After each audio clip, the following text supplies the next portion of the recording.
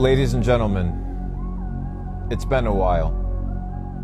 How's everybody doing? I was on the Instagram live of a buddy, and then I was like, hey, you know what? I'm just gonna have him join mine so more people can see it because of how the algorithm works. And then I was thinking, because I spend a lot of time thinking, how can you guarantee success? And I've been thinking about this question. I've always wondered, is there a science, a formula behind winning in life? Is there a winning science?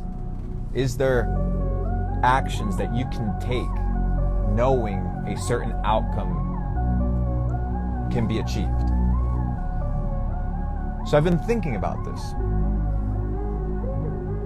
And you can boil it down to one very basic statement. How to get anything in life. So give me a fire emoji if you want me to teach you how to get anything in life, or at least to give you a potential thought. I may be wrong, but it's a worthy thought experiment. Give me a fire emoji in the comment section. Don't give me the emoji like the actual flame emoji. I gotta see it. By the way, actually give me the flag that you're from. I'm more interested to know where you guys are from than anything.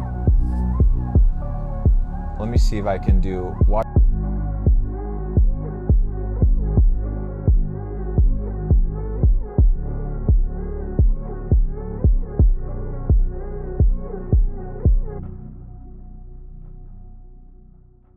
this. All right, I'm back. Anyways, watch these numbers real quick, okay? Watch those numbers. Anyways, ladies and gentlemen, tell me where you're from. I want to talk to you guys about how to get anything in life, because it's something that I've always wondered, because you see people achieving things and you ask yourself, everybody kind of gives you different answers. But when you begin to study and you begin to research, what are the most important contributors to achieving anything in life? You can boil it down to a couple factors. One of these factors is your mindset. The mindset that you have, the mindset that you've developed.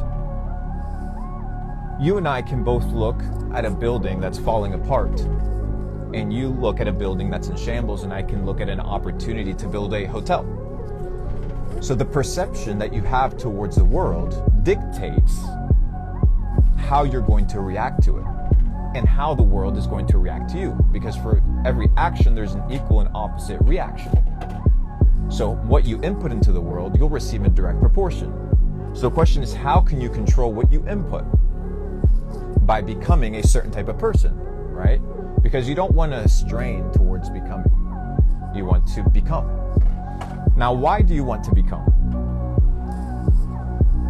When you begin to ask yourself questions based off of the information that you're given, and you actually hunt for answers, the world begins to open itself up to you.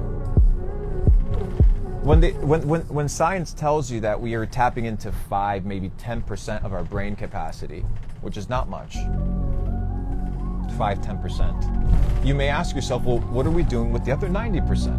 What is the function of the brain? What is the purpose of the brain? What is the utility? What is the usefulness of the brain?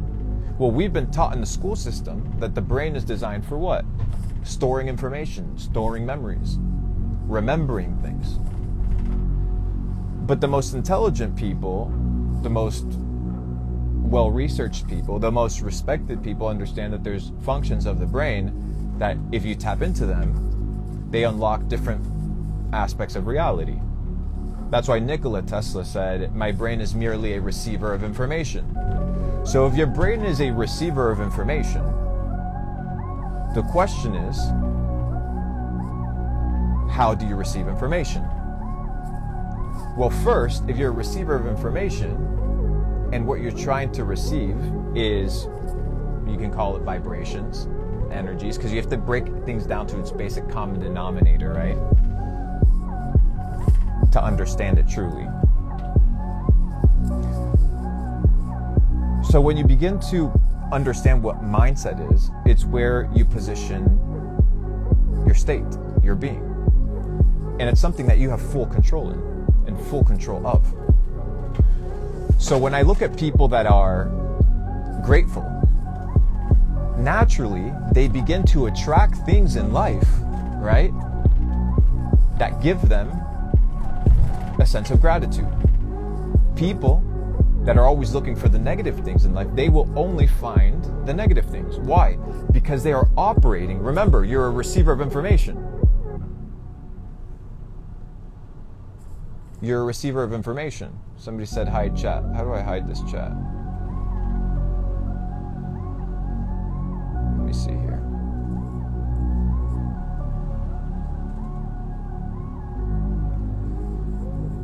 There we go.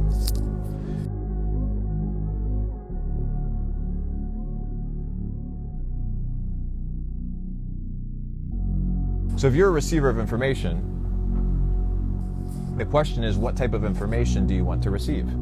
Most people, whether you like it or not, are allowing information to be fed into their mind that they don't control. They're not in control. When you're scrolling the algorithm, you're not in control. When you're watching the news, you're not in control. When you're scrolling on the internet, you're not in control. These are things that are being fed to you that indirectly or directly are doing what? Forming your subconscious mind and your conscious mind. Therefore, that mindset that you have is based off of what? The information that you're being fed.